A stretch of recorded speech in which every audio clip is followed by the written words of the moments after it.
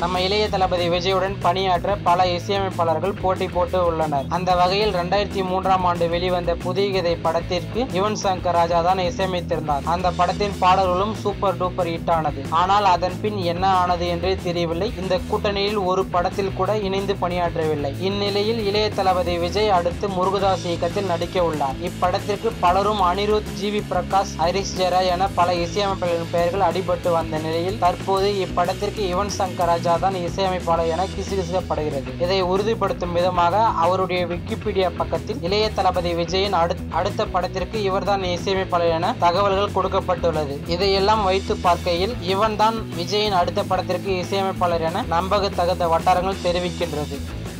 தளபதி விஜய் பற்றிய மேலும் பல செய்திகளை அறிந்து கொள்ள மக்கள் தளபதி விஜய் சேனலை சப்ஸ்கிரைப் செய்யவும். நன்றி, வணக்கம்.